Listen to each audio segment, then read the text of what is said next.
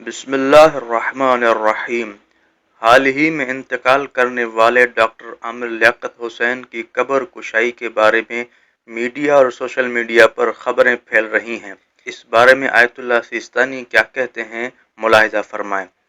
آیت اللہ سیستانی مسئلہ نمبر 784 میں فرماتے ہیں، مسلمان کی نبش قبر یعنی اس کی قبر کو کھولنا اگرچہ بچہ یا دیوانہ ہی ہو حرام ہے، لیکن اگر اس کا بدن ختم ہو گیا ہو اور اس کے تمام گوشت اور ہڈی مٹی ہو گئے ہوں تو اس کی قبر کو کھولنا اشکال نہیں رکھتا، مگر یہ کہ قبر کو کھولنے سے میت کی بے حرمتی کا سبب یا بغیر رضایت کے دوسرے کی ملکیت میں تصرف یا دوسرے حرام عنوان کا سبب بنے تو ایسی صورت میں جائز نہیں ہے۔ اور مسئلہ نمبر 785 میں فرماتے ہیں، امام زادوں، شہداء اور علماء کی قبر کو خراب کرنا اور ہر وہ مقام جس کی قبر کو خراب کرنا بے حرمتی شمار ہوتی ہو اگرچہ سالہ سال گزر چکے ہوں، ان کے بدن ختم ہو گئے ہوں، حرام ہے۔ اور اسی طرح مسئلہ نمبر 786 میں فرماتے ہیں، چند مقامات میں قبر کو کھولنا حرام نہیں ہے۔ نمبر 1، جب میت غصبی زمین میں دفن ہوئی ہو اور زمین کا مالک میت کے وہاں رہنے سے راضی نہ ہو، البتہ اس شرط کے ساتھ کہ میت کی قبر کو کھولنا اور میت کو باہر نکالنا کوئی اس سے زیادہ اہم مفسدہ جیسے اس کے بدن کا ٹکڑے ٹکڑے ہونا نہ رکھتا ہو، ورنہ نبش قبر جائز نہیں ہے، بلکہ نبش قبر کا جائز ہونا اس مقام میں جہاں پر میت کے لیے بے حرمتی کا سبب ہو اور خود میت نے بھی اس زمین کو غصب نہ کیا ہو تو محل اشکال ہے۔ اس طرح کے مقام میں احتیاط واجب کی بنا پر غاصب پر لازم ہے کہ مالک کو راضی کرے کہ اس کی زمین پر رہے،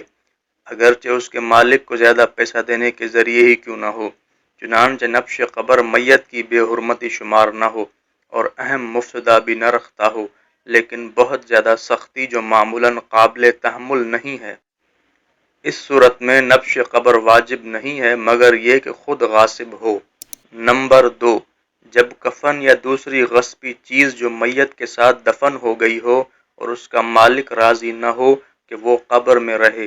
اسی طرح اگر خود میت کے مال سے کوئی چیز ہو جو اس کے وارثوں کو ملی ہو، اس کے ساتھ دفن ہو گئی ہو اور اس کے وارث راضی نہ ہو کہ وہ چیز قبر میں رہے، لیکن اگر میت نے وصیت کی ہو کہ دعا، قرآن یا انگوٹھی اس کے ساتھ دفن کی جائے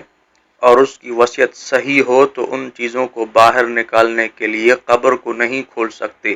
قابل ذکر ہے نبش قبر کے جائز ہونے کے دوسرے مقام میں بھی وہ استثناء جو پہلے مقام میں ذکر کیا گیا جاری ہوگا۔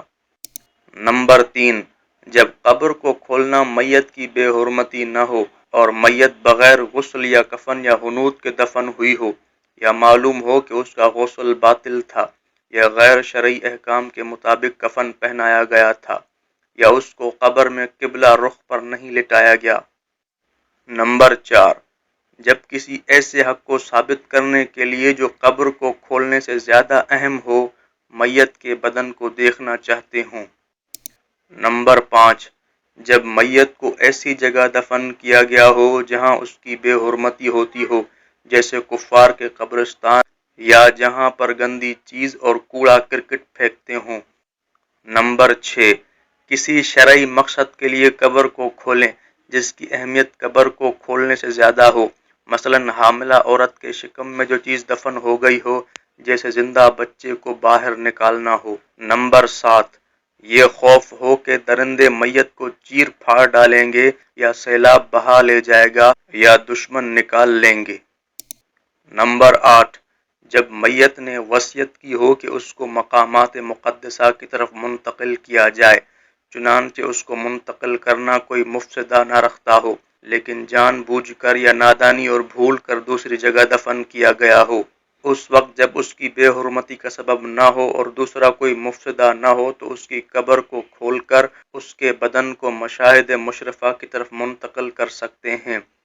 بلکہ ایسی صورت میں کھولنا اور منتقل کرنا واجب ہے، لیکن اگر وصیت کرے کہ اس کے دفن کرنے کے بعد جب مشاہد مشرفہ کی طرف منتقل کرنے کا امکان فراہم ہو جائے تو اس کی قبر کو کھول کر اسے مشاہد مشرفہ کی طرف منتقل کر دیا جائے۔